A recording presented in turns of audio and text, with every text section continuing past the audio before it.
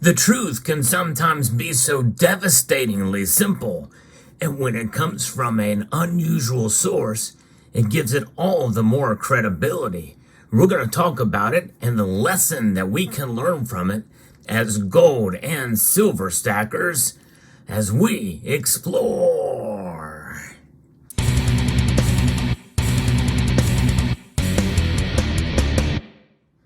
You've heard me say time and time again to not necessarily do what the central banks say, but do what they do. Yes, that's right.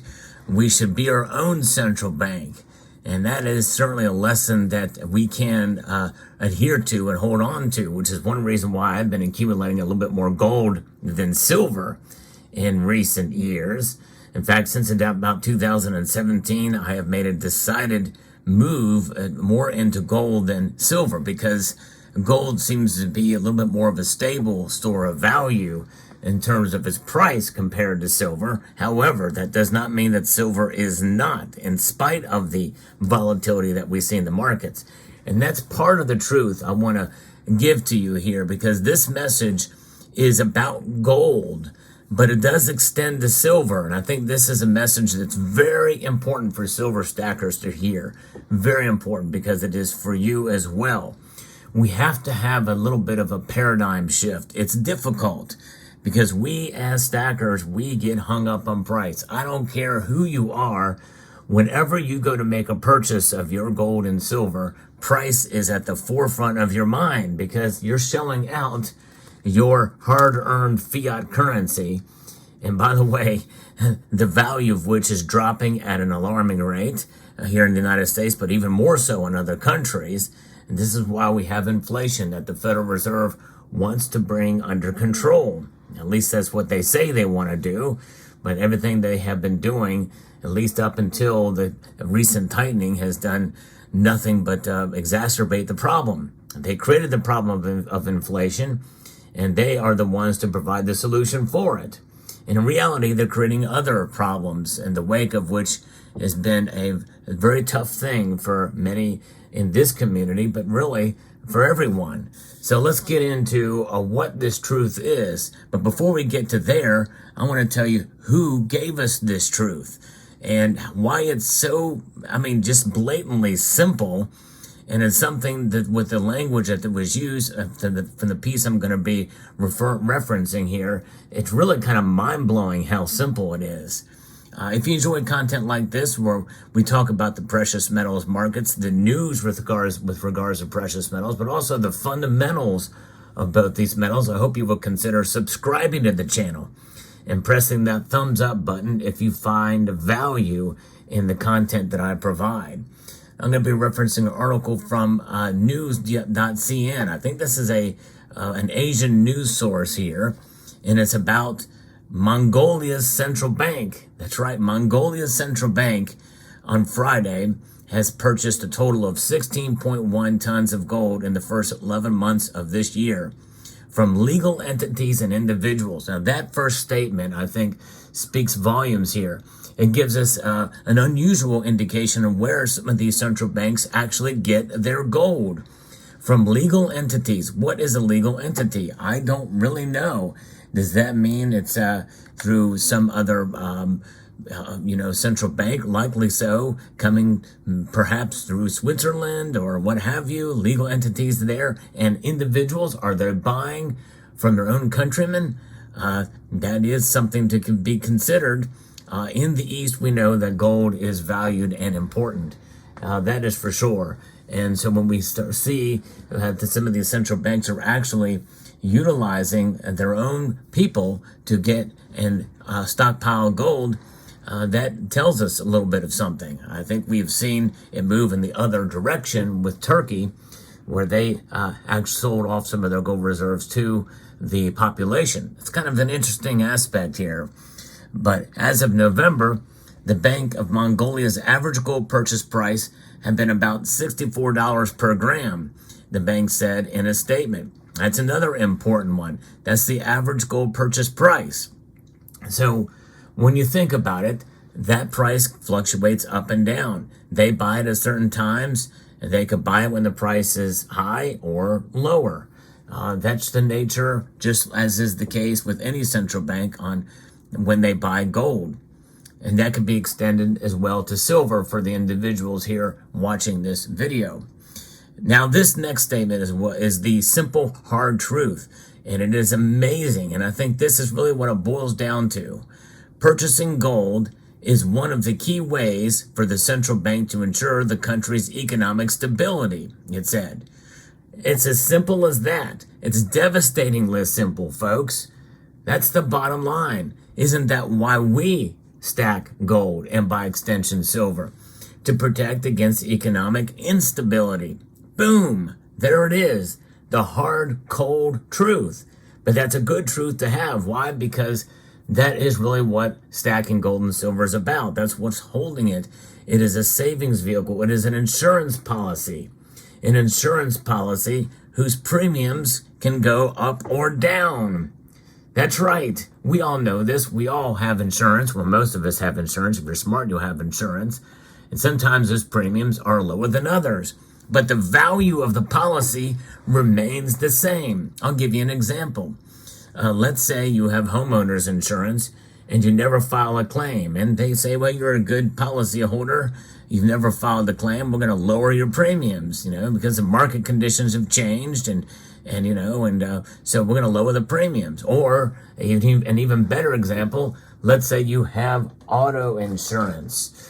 You have auto insurance. Now, if you have a sports car like this here and it's red, more than likely your insurance policy is going to be very, very high, because red, at least, has been known to be not necessarily the best way to, to be safe from speeding tickets and the like. And those can make your insurance policy go up. So that's when your insurance policy might be high. But if you have an automobile that is a little bit more conservative, maybe it's blue or a variant of it, that policy may be cheaper. You have a good driving record, good driving rates apply, your premiums are lower. You get the same coverage, but the prices are lower. So, there's two different examples there of what that could be. Obviously, the value of the car will certainly have an impact on some of your insurance rates as well. That's notwithstanding, but nonetheless, premiums fluctuate. The value of the policy remains the same. So it is with gold, and yes, even silver. That's right. I know that's very controversial. I'm getting more and more pushback on my videos as I am, really expressing more of a bullish sentiment towards silver. I do believe in the metal, and it's not necessarily something that I was changing my viewpoint on to an extent. I do feel silver should be higher, but the prices are a little bit lower now. In fact, I'm recording this video over a weekend where silver's price plummeted pretty dramatically in one given day. But I tell people, and I'm trying to be as consistent about this as possible, that to be realistic about silver is to understand that it will preserve your wealth. It'll be that insurance policy over the long course of time. Central banks do not stack silver, and there's good reason why they don't do that for their portfolios, part of which is because silver is mostly seen as a commodity, but it also is very volatile in price. But there is still the monetary aspects of the metal that we cannot and should not ignore. And in due course, in due time, silver will preserve your wealth. And that is the bottom line of both these metals, because they have been utilized, especially silver, as the gentleman's money, as the people's money. And one example of this could definitely be this silver dime right here. This silver dime is an example of something that you can go out and you can buy, at least in my area, or the local coin shop that I bought this dime from. I've kind of been buying a little bit more of these dimes lately, kind of cherry picking them, finding some of the better examples of them for pretty darn close to spot price right now. I don't know if that's the case in your area or not, but this is an example of something that actually is circulated as money, and it provides a value. This thing, it circulated as money as one dime, 10 cents. Now, if you can find it for $2, you're doing fairly good. I bought this thing for about $1.90 before silver's big drop. But nonetheless, just because silver dropped, I'm still holding on to that dime. guess what the Central Bank of Mongolia is going to do with its gold? I'll give you an example. Here's the rest of the story, as they say. The Asian country's foreign exchange reserve stood at $4.124 billion by the third quarter of the year, according to the central bank. Another example of currencies that fluctuate in value, but they're holding on to them. They're diversifying in that regard, to that extent, with that knowledge. But the country's foreign exchange reserves made up a record $4.9 billion at the end of April 2021. The Bank of Mongolia, which bought 22.9 tons of gold last year, has set a goal to obtain at least 22 tons of gold by the end of this year. And so they have got a month left to do it. It's pretty amazing because this news story just came out. So Mongolia buying gold, I think, is a smaller country to do that, is newsworthy in and of itself. But it's what they said about it. The very massive truth bomb that they dropped, which is so simple, so just cuts right to the core of what's happening here. These central banks, when they buy, they're not just going to get discouraged and sell if the price goes down in the markets. No, they're going to hold on to it. It's what they do. You do hear of central banks selling gold from time to time, but it's a strategic selling that occurs. But in the end, they hold on to it. Why? To preserve and ensure their country's economic stability. That's what we do here in the United States, or this is what we do as individuals. We hold on to gold to ensure our economic stability. When it's all said and done, even if the price goes down, you have something of value that you can tap into in the case of an emergency.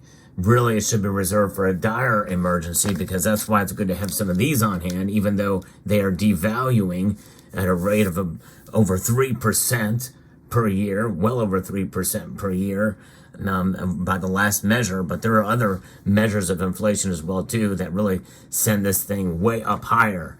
There's some things that have gone up 25%, other things that have gone up 10%, other things that have actually slightly gone down, very slightly, in very few aspects of the economy. But those are few and far between. But the average that the Consumer Price Index is about 3.2%. But really, I think it's more than that when you take into account and average these things among the 12 different Federal Reserve districts where these are measured. But nonetheless, gold and silver provide the ultimate safe haven and should be held for a long time in order to make that manifest itself. And that's really the bottom line. This is why central banks do it. This is why we should do it. It is a cold, hard, and in reality, it's a pretty warm truth. To having that understanding and that paradigm shift of thinking that it's about ounces, because that's exactly how it was measured of a form of value for most of civilized history. Most of civilized history measured value in ounces, not dollars. So when silver's price falls a certain percentage, let's say 4% in one day, should we be discouraged? No. We see it as an opportunity to accumulate more, to lower our dollar cost average if we can afford to do so.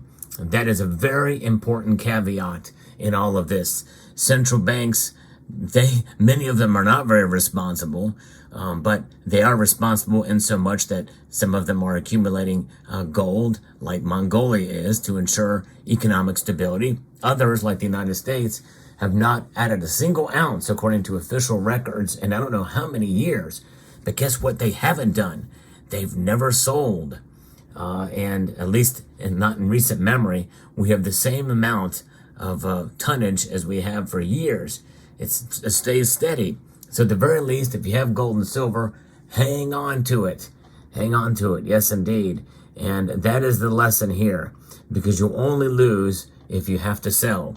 And that's why I don't like to look at gold and silver as an investment, because investments you can profit from. You take your you take your losses, you take your gains, and so forth and so on. But you should not lose with gold and silver if you do it right. And that is the thing, because there's risk in buying the physical because of premiums, and premiums can be lower and it can be higher depending on the market, just like with insurance policies. But the value is the underlying intrinsic nature of these metals that transcends space and time. And that is really the bottom line here. And so when you understand that and come to full grips of it and realize that this is a separate thing, this is something that goes above and beyond the entire system in general. And when you think about it like that, that you are declaring independence for that section of your earnings, the money you make, that declares independence from the system when you accumulate this, because it's the ultimate safe haven. And the safe haven aspect of it is the bottom line here. When it's all said and done, it goes with this one sentence in this article from what the central bank said. Let me just say it again.